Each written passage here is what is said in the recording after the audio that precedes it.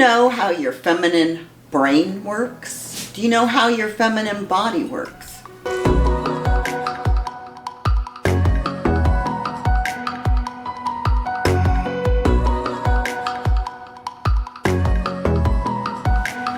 Interestingly, we cannot embrace our feminine power until we first recognize that we are unique and special because of them. And your body and your brain do not function like a man's. That's the truth, period. But since as long as I can remember, women have been seeking equal rights. Equal rights. It drives me a little crazy. Because it's time to recognize that we are not equal. We are not equal to men, period. We are, I want to say we're better, but I'm going to not say that. I'm going to say that we're different. Because far from it, we are incredibly different, unique, special, powerful. But we have to begin to understand why. Why? And you can't do that if you keep wanting to be equal to men. You can't. One of the first areas that has critical impact on our experience on this planet is becoming acquainted with this beautiful creature that we walk around in on this planet.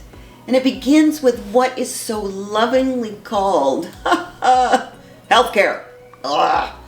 It's sick care as far as I'm concerned. But the fact is that nothing about healthcare in this country is about health. Or wellness, more particularly.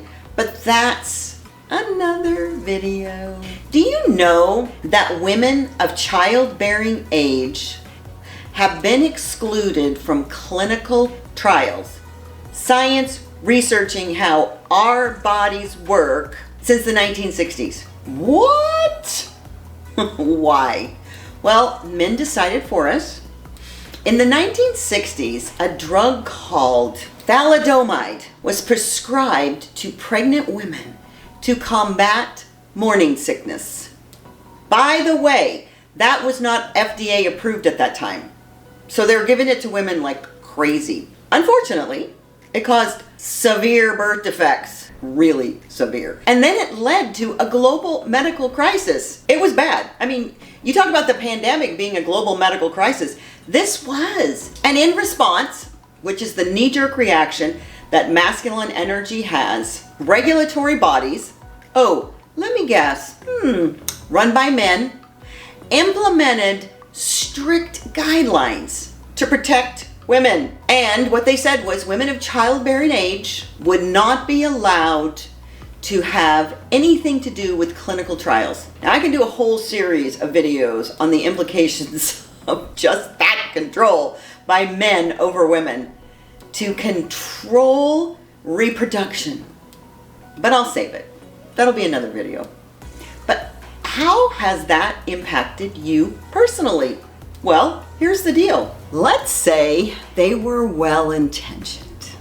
The net result was the exclusion of all women from puberty through menopause, which is a very critical time in a woman's life about how her body works. It prevented them from providing any data about this female body and brain to research. It stopped research about us on reproduction, Alzheimer's, diabetes, heart disease. It goes on and on and on and on and on about the research that we were not part of. It was only male bodies and male brains that were studied. Thankfully, there are women who have broken down these barriers in the medical and research communities. But it has taken decades, and it is so clear now with just the minimal research that's been done that men and women have different physiological responses influenced by these amazing hormones that we have, our genetics and other factors that we just have never paid attention to because they have never been looked at. So by excluding women, medical research missed critical data on how various treatments and medications, not that I'm big on medications, but those are things that have never been available to women that affect our bodies. Specifically, this has led to significant gaps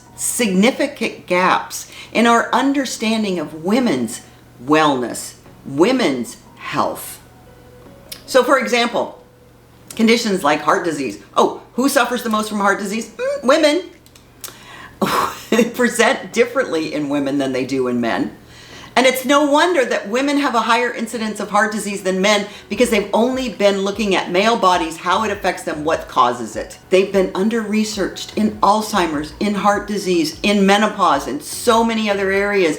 We lack comprehensive data on how different our bodies are, what medications or not medications impact women's cognitive and reproductive health.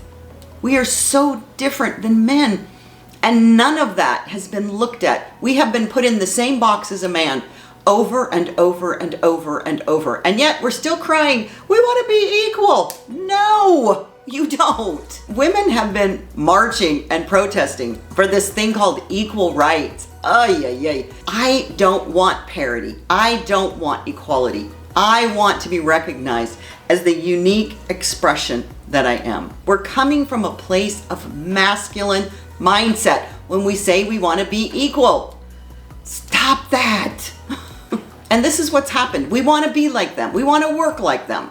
We want to have positions like them. Erg. No. Here's the real truth. If you knew how feminine minds functioned, how your feminine body functioned with respect to stress, what your body does during your cycle, and I'm not talking about PMS, how you shed part of your brain cells and part of your body every month at certain points of your life. These things happen over and over because they're natural, and they have been put in place to take care of us when we're giving birth or we're in a fertile state to produce another human being. How your emotions play a critical role in your decision making. Would you have done things differently? It's amazing how much information has been squashed that we could have known over the past 100 years. And if you had been given permission to be the unique expression that you are, what would you have done differently? Take a minute and breathe that in. We need research that considers the unique aspects of women's biology to develop effective treatments, pathways, living modalities. And you as a woman must take responsibility for your own research. As limited as it is, there is research out there, and it's important that you take ownership, you take responsibility of who you are as this unique creature. Reproductive health is just one area where we see a lack of data. Holy moly. Menopause, oh my gosh, it's such a big topic because so many women are entering perimenopause and menopause, and it's become such a confusing topic, primarily because it has not been researched. Not been researched appropriately for sure, and women are afraid. The problem is when we don't have research on our unique physical creature, there's fear. So there's a pressing need for studies that address these differences in brain function, in heart disease, and even in drug metabolism that differs from men. And the good news is, there is good news, is that awareness is growing. There's a push for more inclusive research. But here's the thing, is that's not enough. This research possibly will ensure that women are adequately represented in clinical trials. About frickin' time. But the thing is, this shift is slow, and it's crucial for developing treatments, but more importantly for giving you information about what's happening with your body. To know that you are safe, to know that these things can be effective for you if you only knew what was happening. So I love reading. I love research. There's so many amazing women out there writing books. So if you'd like a list of my favorite books on women who have researched feminine topics, click the link in the body of this, because here's the deal. You have to do your own research. It's not being done for you. We have to advocate for ourselves, First, by taking ownership of our own bodies and understanding how they magically function. Then together we can make a change that is long overdue.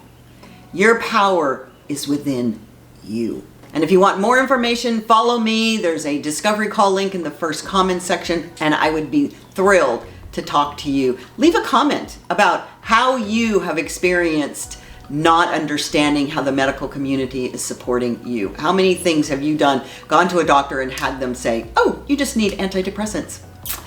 Queen of Magic out.